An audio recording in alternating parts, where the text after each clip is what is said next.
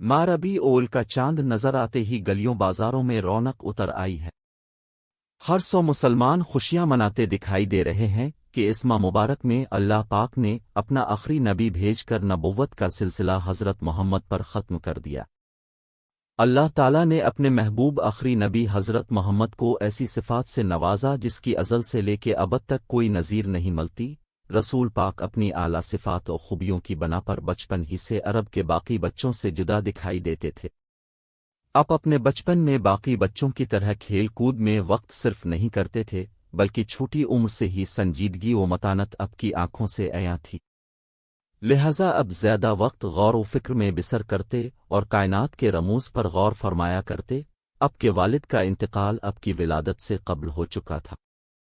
अब यतीम थे, बाप के साए से महरूम थे।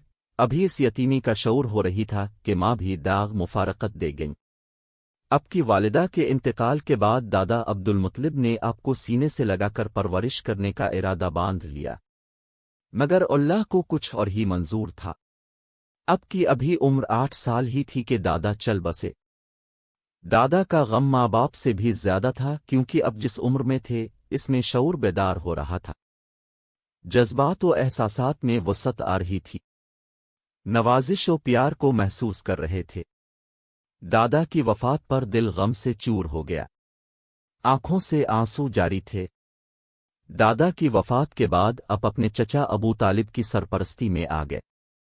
चचा अबू तालिब अब से बेमनाही मियर करते थे।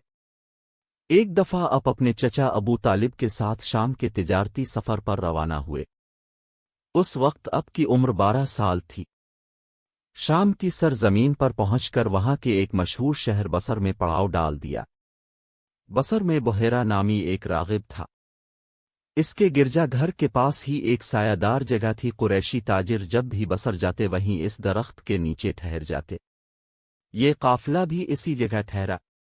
कोई ज्यादा देर नहीं हुई थी कि एक कासिद बहरा का पैगाम लेकर आया कि आप लोगों को बहरा ने खाने पर दावत दी है। बहरा ने इससे कब्ल इन लोगों को कभी किसी किस्म की दावत नहीं दी थी, लिहाजा काफिले के लोग हैरान हो गए। हर हाल में दावत कबूल कर ली गई और कासिद की रहनुमाई में रवाना हो गए, मगर मोहम्मद नहीं गए, क्योंकि अब इस वक्त बच्चे थे। बहरा ने सबका इस्तकबाल किया और कहा कि आज अब सब मेरे मेहमान हैं, मैं चाहता हूं कि तुम सब मेरे साथ खाना खाओ और कोई भी बाकी ना रह जाए। अहल काफिला बोले कि हम सब आ गए हैं सिवाय एक बच्चे के, क्योंकि वो अभी छोटा है। तो बहरा ने कहा कि बच्चा है तो क्या हुआ, इसे भी बुला लो। इस बात पर अहल काफिला हैरान हुए। फिर कासिद अबू तालिब के डेरे पर गया और मोहम्मद को साथ ले आया। बहरा की नजरें रसूल पर जिमी रह गईं। वो टिकटिकी लगाए आपको देखता ही रहा। खाना खाने के बाद लोग चहल कदमी करने लगे और बहरा का गिरजा घर देखने लगे।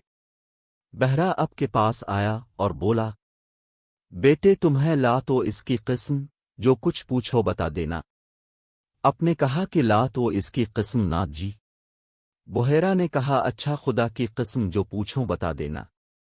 अपने कहा कि पूछिए, क्या पूछना है। फिर उसने अब की आदात व अतवार, मसरूफियात, रुझान, तबीयत, मिजाज के बारे में मुख्तलिफ सवालात किए। अब सब का जवाब देते रहे। इतने में अबू तालिब आ गए तो बहरा ने उनसे कहा कि बच्चा क्या लगता है तुम्हारा। अबू तालिब ने कहा कि बेटा। बहरा बोला, ये कैसे हो सकता है, ये तुम्हारा बेटा नहीं। इस लड़के का बाप जिंदा हो मुमकिन नहीं है। राहिब की बात सुनकर चचा अबू तालिब दंग रह गए। अबू तालिब ने कहा कि हाँ, ये मेरा भतीजा है। बहरा ने कहा कि तो और उसका बाप।